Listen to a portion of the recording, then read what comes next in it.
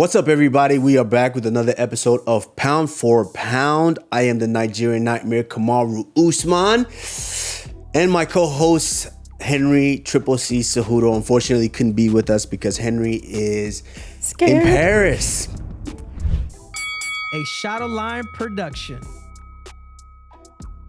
Henry is in Paris watching the freestyle championships at the Olympics. And so I completely get it.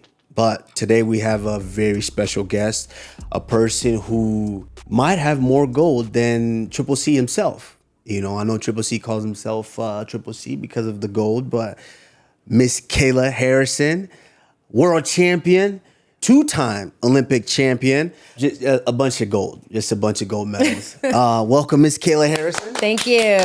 Thank you.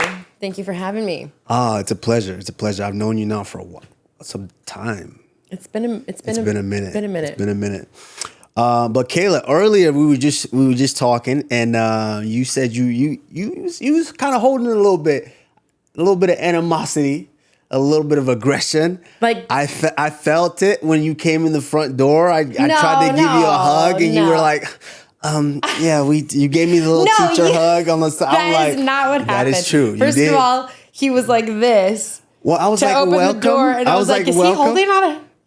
Are we on handshake terms now? Like, did we fall back? That's not true. And so I was like, okay, today is not the day. Okay, It's a sparring day. That's true. He held his hand out. I was like, is this motherfucker asking me to shake his hand? Okay. He's not even gonna come in for the hug. I get it. Okay, I get it. A spar, because I understand sparring days, and I'm the type where after sparring days, depending on how that day went, I'll just be in that dark room over there. Yeah. And I'm on the couch, blankets on top of me. Rewatching the sparring. Just, you know what? Honestly, I'm replaying it in my head, but I don't even care to see it there at that time. Yeah. Eventually, I'll rewatch it, but I know how tiring those days could be. And I felt it immediately when you walked in. I was like, okay, this probably was a wrestling day or a sparring day. Yeah, yesterday was wrestling.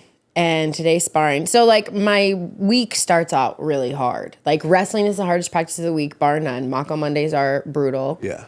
Then I drill on Monday nights. Then Tuesday morning sparring. But now that I fight at 135 pounds, I also have a third workout every day, which is my slow, steady state cardio. So it's walking 6 miles, or on the bike for 90 minutes, or swimming.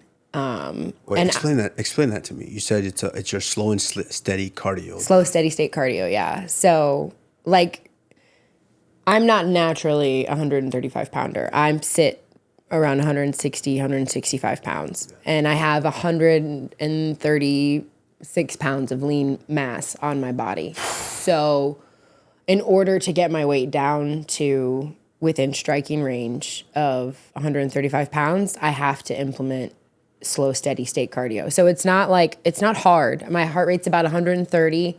Yeah. But I just have to walk for 2 hours, or bike for 2 hours, or swim for and when 2 hours. when you're biking, and you mean the stationary bikes, where like on the assault bike, yeah. How hard are you going with that? It's not hard. I mean, it's just literally like, it's boring. That, you know what? I think I need to implement. I wish I said I listened to the Pound for Pound podcast while I'm doing it. Wow. I'm kidding. But why did we just catch it straight for that? That's crazy. Okay. All right. No, but I love that. And I have to implement that. Yeah. Because, yes, I have pretty good cardio, but this is the longest layoff that I've had. Yeah, it's been a long time. Yeah, you're so active usually. Yeah, and so Are you enjoying it? You are. Not really. You are. You look happy. No, I'm happy, but it's not. Like, that's a nice way of fighters telling each other they look fat. You're like, you look happy. Yeah, wow. Wow. I caught it straight now. First the show caught it straight, now I caught it straight. Jeez. Jesus. Okay, but I told you, nootropic. I'm sharp. I see that. No, but for me, it's I can get, when I get into a workout, I can go and I'm great. I'm okay. But it's getting that extra to where you have that reserve tank. Yeah. And when you can feel like, and plus, of course, like in your case, helping to just regulate that metabolism to get this is literally just to burn fat off my ass. Like, it's not, I prefer like a wham bam, thank you, ma'am, like get in, get off, get out. Like I am like That's what he said. like I'm like a sprinter, you know, like Yeah. I think probably from wrestling, you come from the same like background where it's just like, I want to get in. I don't like to warm up. I don't like to stretch. I want to just like bang and get out. But in order to lose weight, you don't need like the huge like jump in your heart rate. You need just like a slow, steady burn. You know what? You just taught me something. What? Well, at least I kind of knew it already, but you did just kind of reaffirm that because, like you said, I do come from that wrestling background to where it's boom. I like to get in, get out, get that workout in 100%. hour. I'm done. My weight's gone. Yeah, 100%. But maybe I could try something different. No, dude, I'm telling you, it changed my life. Like so the first time I made 135 pounds, which you guys doubted that I could make the weight and still perform. Mm-hmm. That's why I had a little animosity. Mm-hmm.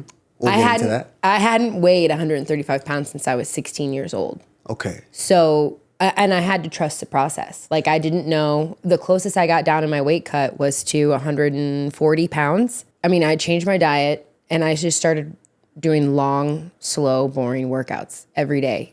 For 12 weeks, I didn't miss my slow, steady state cardio. So I would bike, swim, or run, or walk every single day. And dude, it changed my entire physique. Like the fat just came off. And I was like, that's really all I gotta do is walk. So what's your time as far as doing these walks? What's your time? I mean, I start at like 90 minutes and I build up to 2 hours. Okay. So it's just an extra 2 hours of doing something every day. Yeah. It's the time. Like, it's so boring. You spend a lot. What time do you usually do that? Well, for the first fight, I did it like right after because I also intermittent fast, so I don't eat until afternoon. So my first workout was always on a fast. But so then I would come home, eat, and then go do my cardio, rest for like an hour and a half, and then go to my night session. And then I had to start doing like sauna sessions about 6 weeks out just to like build up the tolerance for it because I'm not I do the same. Yeah, I don't enjoy it. So then I would do those at night 3 days a week. But it's so hot right now in Florida at like 1 p.m. that I'm like struggling to do my walk or my bike at that time. So I've kind of shifted it to after my second workout just until I have to start doing the sauna, and then I'll probably put it back in the afternoon. But isn't your sparring, isn't that that you usually do that in the mornings, correct? Mm-hmm. So I get closer to the fight. Until you get closer to the fight. So you usually do that on a fast. Yeah. Okay, so I've been through, and I guess that's the contradictory thing about this. It's just what works for me. About having your system with your team, and because I've been on both. I've done both. Yeah. I got to a period where I wouldn't eat, and I just couldn't eat stomach food in the mornings. Yeah. And I would go to training. Yeah. And I would, some trainings like the hard, longer wrestling one, I would be burned out by the end of the training. And so I kind of felt like that for a while. And then I got with the team that said, okay, you need to eat before that morning. And so I kind of started having to force myself to eat, which I guess might have helped. But then at some point too, you'd still hit that wall when you hit that wall. And I guess it's whatever works for somebody, because no, I mean, I think every human is different, right? Yeah. Like, and for me, my weight kind of plateaus. Like I'll lose a little bit, then I'll plateau, then I'll lose a little bit, then I'll plateau. And like if I eat before wrestling, I end up puking. Really? Which never used to be the case, but I don't know if it's just like what I'm eating or like I'm not entirely sure. But this is what works for me. I can make it through a wrestling workout and eat right after. I am tired, but I'm not dead. So it's just what works for me. And I've gotten really good at listening to my body. Like I know what I'm allowed to eat every day. Yeah. So if I need to eat something, then I'll eat. Like I don't always I have to fast until 12. It's just I listen to my body. Right. That's interesting because some people feel like they have to go to the extreme to get certain things done. And I mean, how do you feel that that's been working out? You just listening to your body. I mean, it took 33 years. Yeah, because there are some times where you wake up and you kind of banged up those days. You're like, let me listen to my body and just stay in bed. No, I don't do that. But I don't listen to my body that much. So it's like, yeah, you're hungry? I'll maybe a little snack, but we're getting to the workout. I mean, there's a difference between like discipline and like listening to my body in the sense that like, okay, what's the most important thing to make sure that I'm successful? Like, I need to have good workouts. I need to be making gains and like getting closer towards my goal of being the best fighter I can be. Right. So whatever is going to get me closer to that goal is how I listen. I just feel like it's really been a blessing in the sense that it's made me a better person and a better fighter. Like all of that time alone has made me have to go deeper and dig deeper and just be better, if that makes sense. No, absolutely. I completely get it. And we'll jump right back into that. But real quick, I don't want to get past this because we don't want no beef with nobody. We do not want no beef with nobody, especially you. I don't want no beef with you. So let's get to the bottom of this. So you said you had animosity with us because Strong word. Well, you had a little something in there because you felt that. Well, first and foremost, we are homies. We're all under the same management. You, myself, and Henry. But in the assessment of that fight, in breaking down that fight, the big thing here is I don't want this to just be we're just with our buddy. Cheering for I get that. But this is the thing is, if your buddy sucks at jiu-jitsu and they're fighting someone who's jiu-jitsu and you're like, no, my buddy's gonna not win for sure 100%. When you sub him. When you know your buddy's in trouble. Yeah. And so we try to be at least honest, but if the smart ones can definitely pick out like, hey, okay, I know who that person likes or who they don't like. But in that fight, we have to be breaking it down and being honest about every situation. It's, yes, of course, Holly Holmes is a bit older now, but Holly Holmes was still the same Holly Holmes that went out there and head kicked Ronda Rousey when she was of course plus 1,200 or 1,400. I don't know what that odds was, and former champion, boxing, multiple time world champion. Top 5 for years. Yes, for years. We're not talking about like a slouch. It's not a scrub. Yeah, and the UFC didn't throw you a bone. They said, okay, Miss Kayla Harrison's coming into the UFC. We're going to give her the most toughest available person out there. I do think stylistically she's the hardest matchup in the division for me. Okay, so you're fighting her, Holly Holmes. And it's a different thing, which is going to be my next question for you. It's your first fight in the UFC, where PFL was, you were Miss PFL. That was built for you. And the most important thing for me in that fight is, like you mentioned, we've never seen Kayla Harrison at 135 pounds since you were a teenager. Yeah. And as a fellow person who cuts weight, I don't like to cut weight, but who cuts weight, I know how difficult that can be, and I know how much that could hinder performance. And so you're going into that fight, and it was just a question mark. Like, sure, how do you for deal everybody, with the for me too. How do you deal with the nerves? Because it is UFC. You're now in a stadium with 20,000, 25,000 people. How do you deal with that? That walk is different, And on top of it, the weight cut to get down to the weight and still be as dominant as you've been in your career. That was the question. It wasn't, you can't handle it. You ain't going to do this. I don't speak for Triple C, ain't here, but I know. The footwork of Holly Holm is going to be too much. Wow, you remember what he said? I don't know. So her boxing and her footwork. Kayla's not a striker.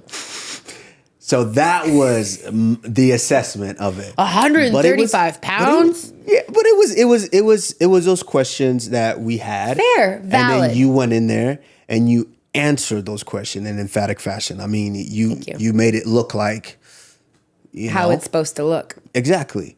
And that's what I guess I said in my fight, in my rematch with Leon Edwards, it was so close of a fight to where it didn't look like a Kamaru Usman fight. So I wasn't upset that they gave the fight to him, even though it was a close decision. I don't care. It didn't look like a Kamaru Usman fight. Look at the fight before that. Yeah. There's and a Kayla Harrison fight. We know what a Kayla Harrison fight looks like. And you went out there and you put on a Kayla Harrison performance. Thank you. How was that walk? Yeah. And how was, especially after getting the victory, getting that monkey off your back, as they say? I mean, it was great. Like, I feel like my whole life, I have historically performed really well under the brightest lights. Like, both Olympics, undefeated. I didn't even get scored on in my second Olympic Games. World champion, junior world champion. Like, all of the big stages kind of bring out the best in me. I thrive in that pressure is a privilege kind of situation, similar to you, where it's just like, no, I was born to do this. This is where I belong. And there were a lot of questions for me too. You know, like, I'm going to be the new girl on the block. This isn't the Kayla Harrison show. This is like, it's very different. Right.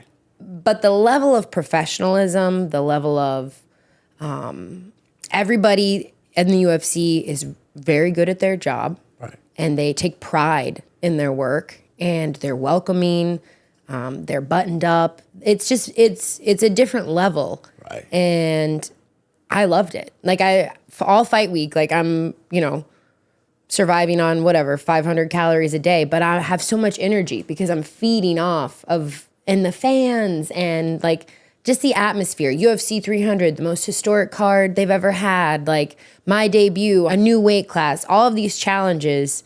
It just kind of brought out the best in me. And I was really, I was able to stay really present and like just enjoy it and be there for it and be present and like experience it to the fullest. And I hadn't felt like that really in MMA before. And I've won millions of dollars and I've got titles and I've done all these cool things. But there's something about pursuing your dream. Right.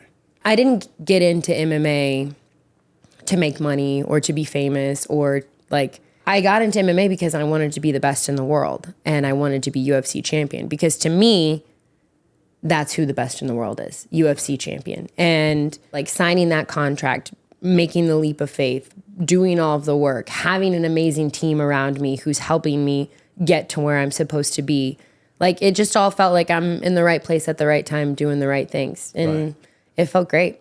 And I saw that. I saw. I watch from afar. I don't have to be hands on and to see what's going on. I'm very observant and I watch from afar. Mm-hmm. And I saw how you put it all together. And this is one thing that I like to preach to if a younger fighter asks me, you know, how does it feel to get there? What does it take to get there? And how do I conduct myself when I'm there? Yeah. And it's one of those things that I like to bring up is what you just mentioned, your professionalism to get there, which shout out to the PFL. I mean, I felt like the PFL was you were just groomed to where you were able to, able to put things together. Mm-hmm. You were able to put it together at such a high level. The show was already yours at that level, to where you were able to come in, put all the things that you needed to do, get the weight down, go out there, and then also cap it off with the performance. And I saw that, and I see you having fun. Yeah. I see you, I see you fly now. I see you dressed up. You styled down with the stylist. I know you got a stylist. I know. When you get big money, you can afford that. You get a stylist. Okay, well, for the record, my stylist is my childhood friend. Hey, so it's not matter. Like Don't matter. We're not talking like I'm paying. You pay somebody, don't you? No, for sure. Okay, so you got a stylist, but they're doing a great job. Yeah. Because I saw everything you were able Coming to put from it in. Kamaru, that means a lot to me. And it was important because I see that, and a lot of fighters don't get it. They don't understand that yet. Well, I'm a brand. Exactly. You're a brand. 100%. How I conduct myself, how I carry myself, how I speak, what I wear. It all represents like what I want to give to the world and show to the world. And so it all matters. Absolutely. All right, guys, we're going to take a quick break to thank our partners at Underdog Fantasy, the easiest place to play fantasy sports. All new users, Underdog Fantasy is offering $1,000 in bonus cash. Their pick'em game is as easy as choosing higher or lower on a variety of stats like touchdowns, yards, and catches. Underdog is available in 30 plus states, including California, Texas, Arizona, and Florida. Use code P4P, that's pound for pound, when you sign up to support the show. Click the link down below to get started. I mean, it's a big deal. Once you get to a certain spot, then you start to realize it because it's kind of keeping it's almost like keeping the train on the tracks. Is I have to do all these different things to make sure that this thing runs appropriately, and like you mentioned, to put the right message that I want out into the world. For sure. And you went out there because there was a lot of questions. Yeah. How can Miss Harrison perform at this level? Can she come in here? Am I who I say I am? Exactly. That's really what it boils down to. And you answer those questions. You passed the test with flying colors. I mean, that's really kudos to my team too. You know, like True. I think you and I both know it takes a village. Like it's not like I just showed up and went out there by myself. Yes, we all step into the cage on our own. At the end of the day, it's our dream. It's our goal. We're inside of the cage, but all of the people who are part of that journey to get there played huge roles. Like from my chef to my stylist to my weight cut specialist to all of my coaches, my mom coming in and helping take care of the kids so that I can go walk for 2 hours a day. You know, like all of these people play a huge role in getting to where we want to go. So it's a win for all of us. And yeah, I mean, it's exciting. There was definitely like it was weird because after I hadn't really experienced this since my last Olympic Games. Like the high was so high. Dude, there was like a post-Olympic depression. There was like a post-fight depression. And I hadn't experienced that in MMA before where I was like, first I had to have surgery because I hurt my hand in training. And so then I had surgery. Then I had an infection and I couldn't train. And then I had like this scarcity complex, like because I was so disciplined with everything I ate. Like I would walk by like my kids' veggie straws and I don't even like veggie straws, but I needed to eat them because they were there. Like there was like this huge down that I was not prepared for at all. That's interesting that you say that because it took me a couple of fights to realize that. Yeah. There's that post-fight depression that does come, whether it's a loss or whether it's a win. Obviously, it's a little more severe when it's a loss. For sure. Because it's a little more traumatic. But even in that win, you're so high up. You have to come down eventually. And then it's like, and if you're not prepared like for weeks, it, 3 weeks, and then it's like, why do I feel like this? Yeah. Why? Like I didn't even feel comfortable in my skin. Like I just felt like, ugh. Right, which is very, very important. You have to understand and you have to know that this is going to happen. Well, then you can prepare for it. Yeah. 100%. Then you can prepare for it because you know it's going to happen.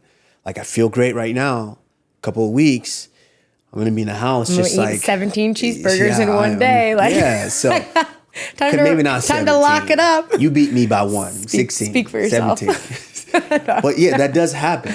No, it did. So you have to be prepared for that. So that is something that I know a lot of people are like, what? They don't understand, but it does happen. Well, then you like, and I'm sure you've experienced this to even higher levels that I haven't even reached yet. But it's like, dude, you go from being like on top of the mountain, everyone's talking about you, you're this, you're that, you're the new hot ticket, you're like, and then, the next week there's another fight. There's another fight. And like, nobody gives a shit anymore. And you're like, wait a minute, I'm still here. I'm still the top dog. What are you talking about? Like, hello? Dude, that was hard for my ego. Like I had to take a step back and like get really real with myself and remember why I'm doing what I'm doing and kind of let that come and let it go. Like, right. It's okay. That's so important. That is very important that you said, remember what you were doing. Yeah. Because what happens is, and it took me a lot of soul searching and doing some work mentally to understand this. What happens is when you get that high like that, it feels so good. No, it's addictive. It's an addiction. You're like, okay, I like that. You want to keep that feeling. Then it's like 4 days, you're the new hot ticket. You're walking around, you go grab a bowl, everybody, hey. People are asking for your photo. You're like, oh shit, you Kayla Harrison? Yeah, I just played you in UFC 5. Exactly. And I'm like, And then you, What? you Yeah. feel that, and then it's like a week later, it's like, it's not as much. Then another week, it's like, I know. You might even double back to the same spot, see somebody, recognize me, but then it's like, no, it's not the same. So it the has worst to is be, even like at the gym when you're like, you're the man, you're the woman right there. Like every session is about you. And then you go back into the gym and like, hey, guess what? Like 10 other fighters have fights. And like, now you're the training partner again and nobody's watching you spar and nobody gives a shit. And you're just like, ma'am, I am not okay. You want to move off the mat? They're like, yeah, you go to this mat. Like this is for the people who have fights. Yeah. So it took a lot of work to understand that. Yes, that's a bit of an addiction. So you have to be able to bring yourself back every time to understand that, hey, this is what I'm doing. This is the goal here. And I think living with Rashad Evans early on in my career, I was able to see that. And I was able to kind of pick and choose like, okay, I don't necessarily want to do that. I don't necessarily like that. And it was the best and the most wonderful thing that I could be a part of. Yeah, you got to see it. Yes, I get to see it. And with a guy and a champion like Rashad Evans who did everything so first class, it was the best thing for me. Best mentor you could have. Yeah, for sure. And I see that you are able, because you continuously are able to jump back in there and get things back on track. Yeah. It's all part of the process. Yeah, but for sure. Earlier you said, and this is something that's very important. You did say it. Yeah, it takes a village. And it does take a village. And for you, you're a mom. Yeah. And I know I know the story, but there's people that may be listening that don't necessarily know the story. Yeah. You are a mom. You have 2 kids. I'm a single mom. I became a mom through adoption. So my niece and nephew are now my children. And it's kind of a sad story. Like there's a lot of family, trauma and addiction runs in my family. And so my sister is still currently struggling with addiction.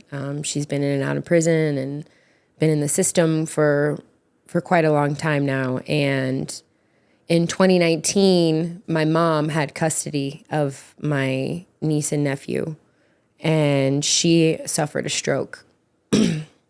And then like 5 months later, her husband very suddenly passed away.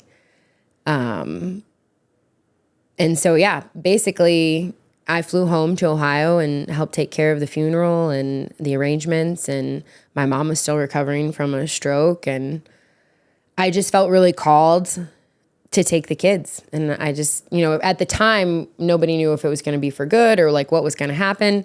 But I said, Mom, let me take them. You're grieving, you're healing.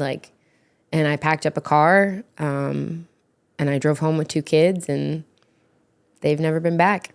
I mean, yeah, I remember that night when you had that conversation with me of you driving to Ohio. Yeah. And which, Kayla Harrison from Middleton. Is it Middleton or Middletown? Middletown, Ohio. Good memory. First and foremost, is the adoption, because I know that's a whole process. Yeah, no, it took a couple years, but it's finalized. So it's finalized. Yeah, so my sister did give up her parental rights, and I'm the sole caretaker parent. I'm the only one on the birth certificate. These are my kids. I mean, what an incredible thing to do, because it's especially for you being kind of at the beginning of your journey in this new sport, in this new avenue, and then getting a call like that. And then knowing that, because we have immediate families, that's it. That's your circle. Yeah. That you have. And finding out that circle is starting to be in disarray. This one's gone. This one's in an issue. This one has another big issue. Yeah. And you're the only one who mentally you're at that moment the only one who is stable enough to be able to step in and do something and make something happen. I can't imagine how tough that must have been at that position. Like I said, I know we had a conversation, and I know how tough that was for you to make that decision, because, and I would share the one thing, in that conversation was you stating, how do I do this now? How do I drive? I'm a single athlete chasing my dream, and how do I come back now as a single mom with 2 kids, not one, but 2 kids? Yeah. and still continue on that journey to chase my dreams. Yeah. How do you feel that journey has been for you, especially getting to where you are now? Well, I mean, honestly, it's been such a life-changing, like, you don't know, right? Like, until you're a parent, until you're in charge of two innocent beings' lives, like, you don't know what that feels like and how scary it is, and the fear and the pressure and the, like, desire to control every outcome, and like it was overwhelming, and like definitely the scariest thing I've ever done. Like, being on that drive home, I'll never forget. Like, I had no idea how much my life was going to change, and I can honestly say, like, it's changed 100,000,000% for the better. Like, they are the best thing to ever happen to me, and I hope that I'm changing their lives and saving their lives and being a safe, loving, healing place for them and being what they need in this world. But I know, like, I know in my soul that, like, they are the best thing to ever happen to me. Like, I don't even remember what my life was like before. Like, I'm sure you experienced the same thing when Samira was born. Like, you don't even, like, it, I, like, can't even, I don't remember, like. It's funny how, yeah. What did I sleep until 10 every day? Like, I did that? Like, what? It's funny how you drastically change your thinking. You drastically change your speaking, because you were in there just now and you were like, the mother F fudger. You know, it's how fast, it's crazy how fast you govern yourself around kids. Yeah. And especially you being a mom, just thrust it into the mix. And No, nothing prepares you for that. And I think there's a big difference between, like, it requires real effort to be a good parent. Absolutely. To be, like, anyone can have a kid, but to be a good parent, to break generational cycles, to heal old wounds, and, like, that takes the most amount of effort. It's the hardest thing I've ever done. And it's also the most rewarding thing. Like, my kids, like, to see them now, like, to see them blossom and to watch who they're becoming, and like, get to witness it and be, and hold space for them, you know, like, be that safe place for them to, like, is the most amazing, like, nothing touches it. And I've done a lot of cool shit, but nothing touches it. Right. You know, like, you can't compare. It's so important, and you touch on the parenthood, like, just, and you're absolutely right. There is no such thing. This is a quote that I saw. There is no such thing as a lazy child. There's only lazy parents. There's no such thing as a lazy child, because as a kid, as a child, you're only able to comprehend what's being molded, what's being put in front of you. And especially, I use this one example with my daughter. She got a present. She got these shoes. And you know the Balenciagas, like the sock kind of shoes. And so she gets a pair. I didn't buy them. Clearly, I wasn't going to buy those. Sounds like Uncle Ollie. I only know because I got the same pair. Whoa. Oh, really, Holly? Huh? Okay. Just everybody catching this straight from Kayla today. That's 100% Uncle Ollie. So she gets the present, and of course I'm like, hey, these are nice shoes. Don't wear them to school. And she's 6 at the time. Like, don't wear them to school. She's like, okay, Daddy. And so I believe I had to work a show, sit on the desk. So I'm out of town. So it was like a couple weeks later.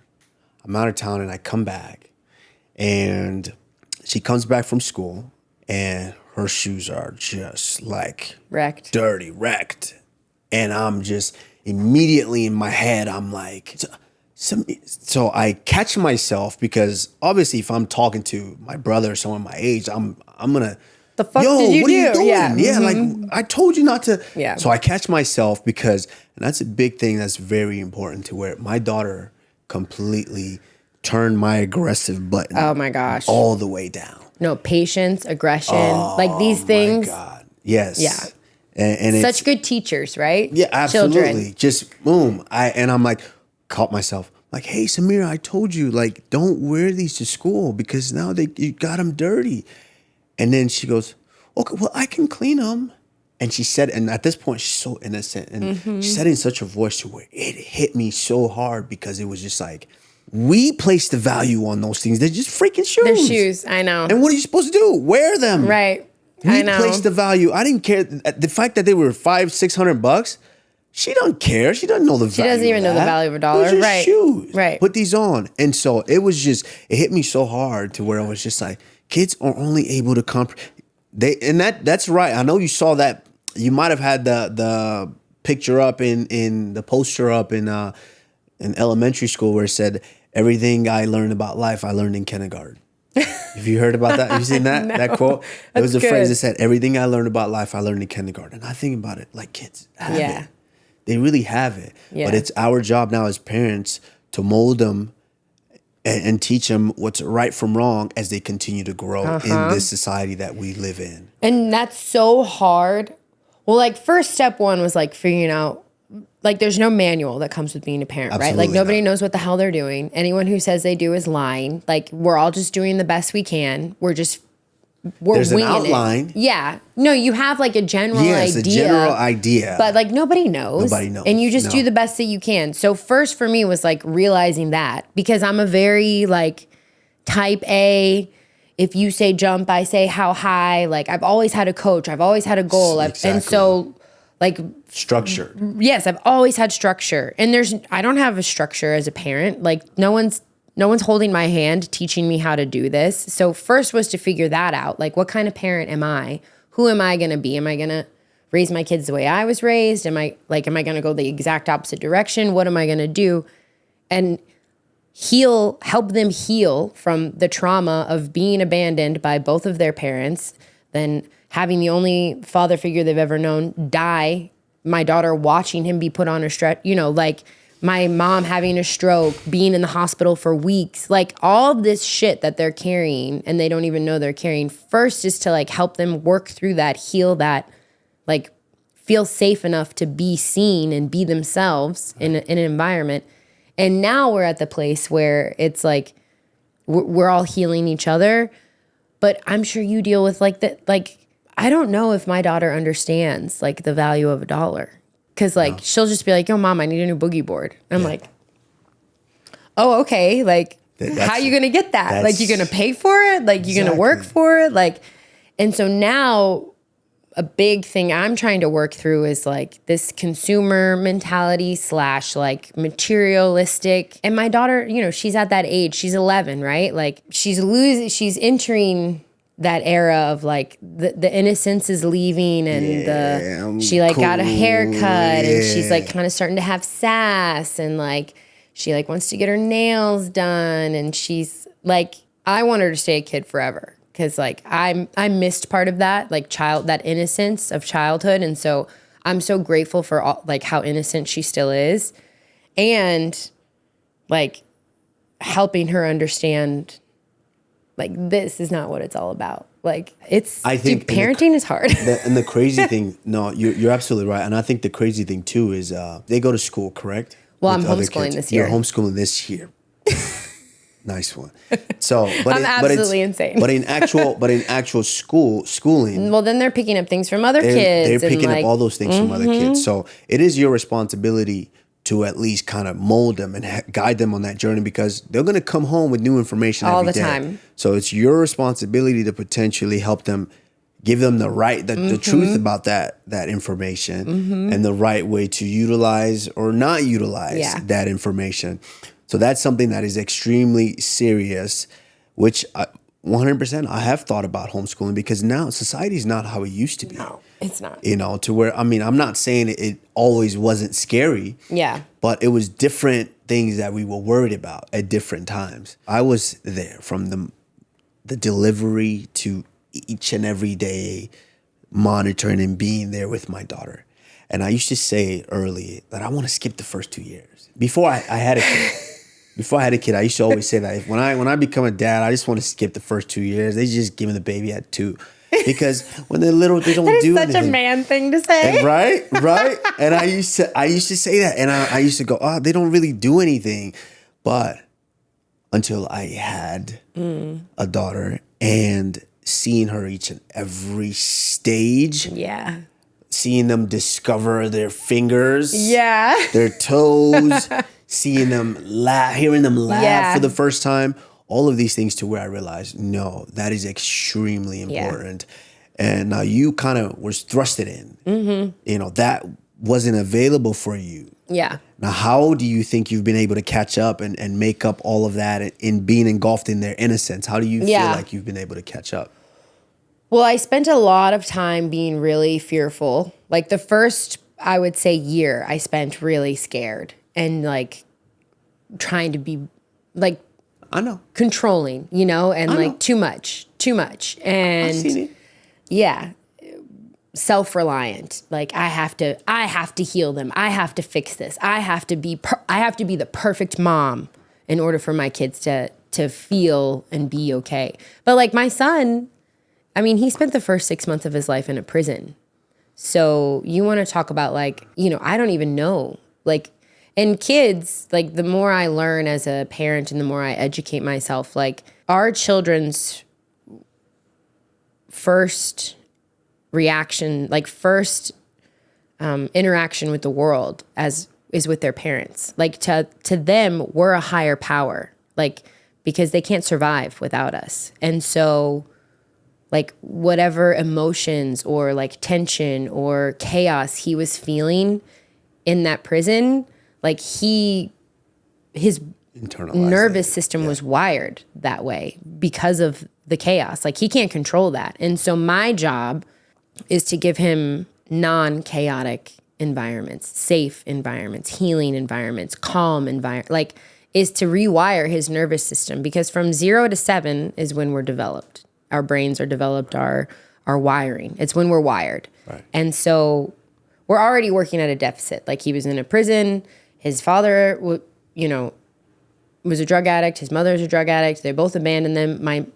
My daughter's father is dead. Like they're already operating at a super fucked up, for lack of a better word, deficit.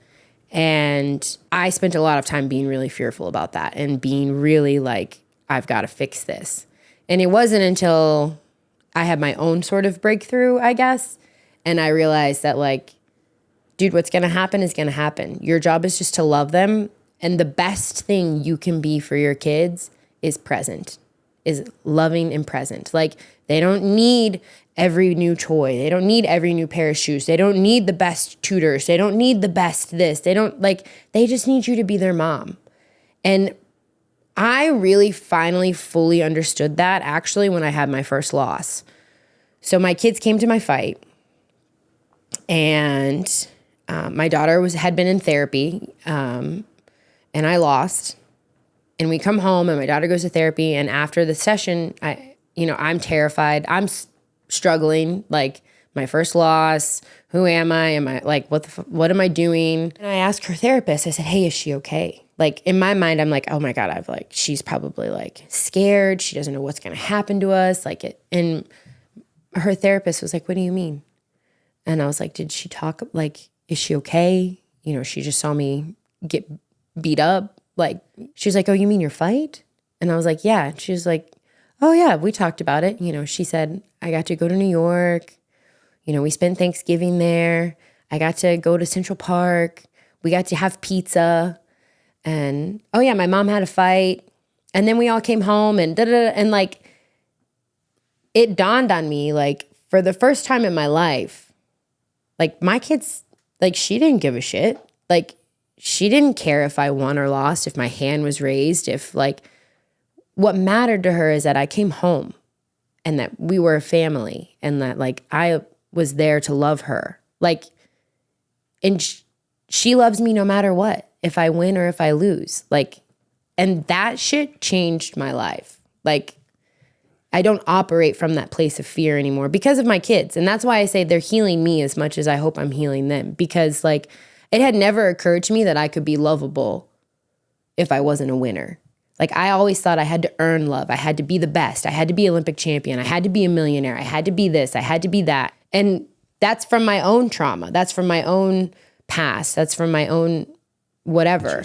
And now I don't feel like that anymore. And so I don't parent like that anymore. Yeah, I can completely relate to that because obviously my fight in Utah where I lost the title was similar. My daughter was there, and it's a routine fight for her. You know, daddy goes and wins everything. Yeah. You know, she never experienced that. And the fight happens, and obviously in the worst way, I take the loss. And now I'm at the hospital. And while I'm at the hospital, I'm starting to see, which is, I mean, our fans are some of the most passionate, but at the same time, they are brutal. Some of the most vicious. Yeah. And I see to where they panned over the camera after the knockout happens. They pan over, they freeze frame my daughter because she's screaming. And they screen grab it and they post it. And so somehow because it starts circulating quickly. So while I'm in the hospital room shadowboxing with Ali, shout out to Ali, I'm shadowboxing and then I'm like, damn, I can't believe that just happened, Ali. Man, that's crazy. So I'm like, okay, I'm gonna get it back. We jumping right back in there. We'll get it back. And Ali's going through Twitter. I was like, let me watch the video. Let me see how it happened. So I'm going through Twitter and it's one of the first ones I see. Just like someone grabs it and there's some message on there. It was something mean. But it hit me so hard to where I was fearful. Like, oh shit, my daughter saw that. And so they take forever, which I hate. The hospital took forever. When I'm just sitting in the room, I was already fine. But it took forever and to let me out. So by the time I got out, it was already maybe 1:32 a.m. And so I was staying at a house off location. So I go to the house. My family, of course, is there. My team's all there. And I'm looking for my daughter because I'm fearful the whole time. And they're like, oh, she's sleeping. So she was already in my bed sleeping. So I go and I sleep next to her and we sleep and we wake up. So she wakes up and I felt that it was very important for me to just have a conversation with her. So I'm having a conversation with her and I'm like, hey, did you watch the fight? She's like, yeah, are you okay? I'm like, yeah, I'm okay. You know, it's a loss. We win some, we lose some. But this is an opportunity for me to get back and do my job. Yeah. And get back on the horse. So she goes, okay, Daddy. When are we? I'm gonna cry. When is our? She's like, okay, Daddy. When do we fly? What time's our flight? Yeah. And I'm like, it's whenever we want. We'll fly whenever we want. Yeah. And she goes, okay. She just needed to hear from you. Yeah. Like that it was gonna be okay. That was it. She just needed to hear. Yeah. I was fine. And she was like, all right, we're flying. Are we going on the big plane or the small plane? It's like, it's smaller, but it's big too. It's smaller, but it's big too. She's like, how much is this gonna affect us? I was like, we taking the jet. Let's go. So it was just. No, that's so beautiful. Yeah. But and dude, those are the things you can't pay for. Like, what a beautiful opportunity for you to teach your daughter, like, number one, like how we handle hard things and that like we can do hard things. And like, guess what? Like, I'm your dad no matter what. And I'm fucking here and I've got you. Like, ugh. And the support that you don't feel it at that time, but the support that it gives you and that healing that it gives you that.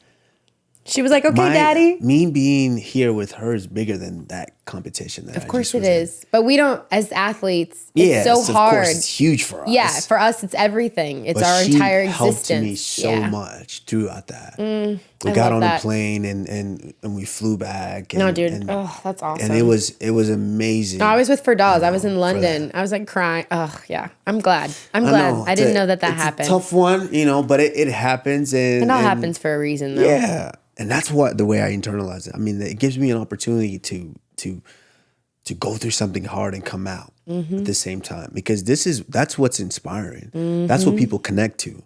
Because each and every day people are dealing with different situations, different circumstances, whether big or small, in their way. Yep. And sometimes people might just need a little motivation. Yep. And for you to be that person at that time that they're using for it to motivate. Yeah. It was important to me. I think it's been important for you too, not to speak out of turn, but like, I think you needed time and space to be fucking Kamaru. Like, that's so important too, because guess what, dude? Like, this is just what we do. It's not who we are. Right. And it doesn't last. It's very short. Our window is very short, and like, life is a long journey, and that other shit matters too. And Right. so I'm glad to see you're Right. like, I mean, it's good. you're absolutely right. And now seeing the backside of being an athlete is, of course, still being an active athlete, is all of those. For years, I was just like, put a Band-Aid on it. Put a Band-Aid on. Oh, that's hurt. Do that. Oh, that's hurt. Do that. Oh, that's hurt. Do that. Give me that shot. Give me that. Do that. Just so I can compete and compete and compete and compete. To where after that, it was like a tsunami. Yeah. I had to, that needed to be fixed. That needed to be fixed. That needed to be fixed. And to where it's now understanding the backside of it, it's bittersweet, because I'm sure you ask each and every one of us, if you had an opportunity to do it over, would you? I would do the exact same shit. I know. I would do the exact same thing, because I do believe everything happens for a reason. Of course. And I mean, because of all of that, look where I am, and just the wisdom that I have. No, look who you are. Wisdom, Yeah. yes. Wisdom Yeah, is I agree. experience too. It's what you've experienced, and you knowing the right from wrong from that. And which, like you mentioned earlier, as far as parenting, yes, you want to just keep them that age for forever, but they're only a child. They're only children for such a short time. I know. And it's kind of like a double-edged sword, because for that short time you want them, keep them kids, but at the same time You gotta prepare want 'em. to prepare them for what's to come. Yeah. You have to prepare them for your loss. You lost, and you got back on it, and now you're making your way back to ultimately your dream and your goal, being the best female fighter on the planet. And I mean, I think everyone in the world is waiting to watch that, because you just went in there and you took care of Holly Holmes. And what's next for you? I mean, how is that journey going? It's going. Yeah, so I have a fight booked. I'm fighting Ketlen Vieira on good October fight. 5th in Nice. Salt Lake. I think that's a fantastic fight, because I know, we're like talking all about I'm like, is this an MMA show or not? hey, it's I don't even care. It's It's whatever good. we want it to be. I like it. I love it. When we got distinguished guests, it's whatever we want it to be. But you're fighting Ketlen Vieira. I think it's a great fight, but I think a lot of people kind of expected you coming in and the way that you disposed of Holly, which shout out to Holly too, great human, great, phenomenal athlete.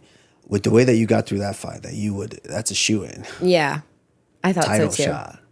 But unfortunately, and I'm gonna say this, even if you're in any way bummed, which I'm not, I don't think you are, but if you are in any way bummed that's not the case, I would tell you, like Dominic Cruz told me back in September of like 2017, when they kept giving me random guys, different styles, to where I felt like, what, are you just trying to get me beat before I get to the title? Or is that what they're doing? And Dominic Cruz told me this: listen, they might be trying to do that, but if you're the best in the world and you are who you say you are, at some point you need to be able to take care of any style anyways. Yep. So if they're going to continue to give them to you before you get that belt, that's Line 'em even up. helping you. Yeah, no, I'll knock them down. Because once you get that belt, there's nothing that you haven't seen. Yeah. And it just makes that reign so much sweeter. I think for me, I'm more just like, I spent a great majority of my career, both in judo and MMA, kind of being like impatient. Like, I want it now. Like, now. Mine. Now. That's what I like.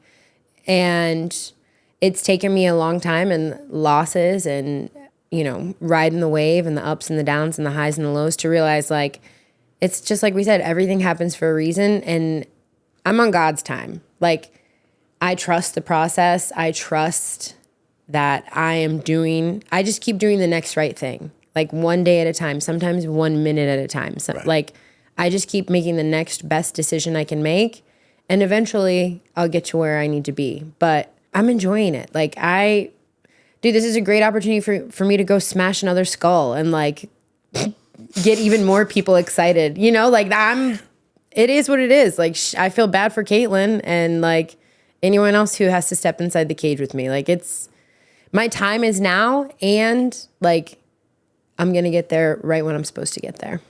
And after this fight, you feel that. I mean, the next. I think that, yeah, like from what I understand, Juliana is gonna fight for the title against Raquel, and Juliana hasn't fought in 2 years, and she's coming off a loss. So, okay, I'll give you that. Okay, like you want me to fight one more time? Okay, no problem. But when I absolutely demolish Ketlen, who's the number 3 or whatever girl, like. And I think it makes sense, because if she's that high up and you're the new, you're the new dog in the yard, it makes perfect sense.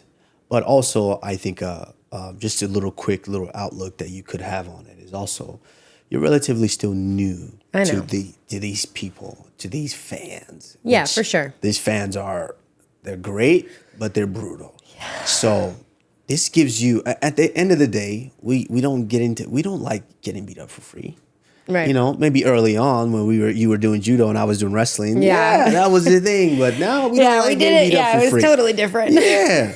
So, and as I understand, you make the big bucks, so. This is back pay for all those years of fucking living with $5 in my bank account. Right. All right. And so with that being said, it's just another opportunity for you to show the fans that, I'm for real. Yeah, I am who I say I am. Before I get there, I'm for real. Jump on now. Right. But, I'm sure everyone is going to be waiting. I can't wait to watch that. Yeah, I'm excited. I've obviously been invested the whole time in your career and how you've conducted it, and just putting the team, putting the pieces together, because I think once all of those, it makes it easier to just do your job, because boom, this is done. My team handled that. They handled that. Yeah. My stylist got me dripped up. Yeah. So all I gotta do is show up. No, letting go of great. that control and like trusting people has been, especially when you get to this level, right? Like we're talking about, like I'm sure even more so, like you cannot do it alone, and you can't have control of you can't micromanage it all. Like at some point you kind of have to let go and trust, like, okay, this person, like I trust them. Right. They're good at their job. Like let them do their job. It's not my job to figure out what I'm going to wear, because I don't have the bandwidth to handle that. I'm training 3 times a day. I'm on, a calorie deficit. I have 2 children. Like my job is to be the best mother I can be and the best fighter I can be. And everything else, everyone has their role. Yeah. And when the whole team performs and does their role, magic. But Kayla, before we let you go, I want to play a little game with you real quick. Oh boy. 5 little quick questions. I want to test your MMA knowledge, of fighters here. Do you study a little bit? No. No? I mean, like if I have a fight. Like legends, like people that have been in the, game. If I like them. If you like them. Okay, we'll test your little knowledge here. And I want to test your knowledge. I'm about to be exposed. I want to test your little knowledge. Just quick little game of I don't know anything about Henry Cejudo. Wow, another straight. That one was a flesh wound for sure. Damn. There's a reason he didn't show up today, because he knows. He knows we have a bet. Wow. He's gonna owe me 100 anytime push-ups. I'm about to win this belt. I'm gonna get another belt when I lure Amanda out of retirement and I fucking take everything that she's ever worked for. And then Henry is going to owe me 100 anytime push-ups, and he will no longer be the greatest combat athlete of all time. But anyways, all right, give me 5 questions. Look at big news. Look at big news. We just break a potential fight story in the future? You know what? No, let's get into the game. Quick question. I'm going to give you some nicknames here, okay? And I want you to tell me who you think are these fighters. Okay. Okay? First one. The Nigerian Nightmare. Kamaru Usman. Okay, you answered that one. Dang. Okay, we take that one out. She want to know. Okay, second one. Little Heathen. Jeremy Stevens. Boom. Got it. All right, next one. The Dean of Mean. Think about it. Think about it. The Dean of Mean. Yeah, the Dean of Mean. Is it Dean Thomas? Nope. Oh, okay. Who? The Dean of Mean, Keith Jardine. Oh, yeah, I didn't know that one. That was Yeah, I was smooth. just like, I don't have a nickname. That was. So- you have no nickname? I don't have a nickname. So like this, Nothing I feel yet? like this nickname. Can we come up? Can we work on it? Can we come up with it? Like you wanted me to lose because you knew I didn't have a nickname. No. I didn't know. I honestly didn't know that. I mean, we'll work on it though. You need a nickname, at least something you could throw it in the brand. That's a branding. You might need some. You know. Okay. All right. Third question. Rush. George St. Pierre. Got it. Got it. I was like, wait, this is too easy. The Last Emperor. Can you give me another hint? They were a heavyweight fighter. Like the greatest heavyweight fighter of all time? I don't know. I don't know. Is that Fedor? Ding, ding, ding, ding, ding. We will accept that answer, right? Okay. Survey says we'll accept that answer. Fedor Emelianenko. And now, this one you can name either. There's a couple of fighters with the same nickname. Is it Pitbull? No. Oh, okay. Oh, you have too many of those in the gym. Too many. That one's a layup. This one's Bam Bam. Ty? Ty Tuivasa. Can you name the other? Bonus point? Bonus round? Give me another hint. He was a lightweight, but now he's a welterweight, and he is a southpaw. I don't know. Brian Barberina. Oh, I did not know that was his Bam nickname. Bam. Brian Barberina. Yes. I didn't know that. Well, you did great. You did, what was it, 3 out of 5 she got? 3 out of 4? We gonna give her a 3 out of 4? Come on. Four All right. out of 5. 4 out of 5. We'll give her 4 out of 5. And I got All the right. Nigerian Nightmare. Yeah, she got that one. Now, that was a layup, But Kayla, it's important for you to be here. I appreciate it. Thank you so much. I've known you for a while now, and hopefully we continue that friendship. We ain't no beef now, we cool. because we cool. We cool. We cool. All right. No, we thanks cool. for having me. Oh, This it was is a fun. pleasure. Thank you. Yeah, I'm sure everybody's gonna be excited to watch your fight. I know I'm gonna be excited to watch your fight and watch this journey. Thank you. On the way to the top. Thank All you so right? much. It is a pleasure. And as always, it's another episode of Pound for Pound. I am the Nigerian Nightmare with Miss Kayla Harrison, future UFC champion. And we are out.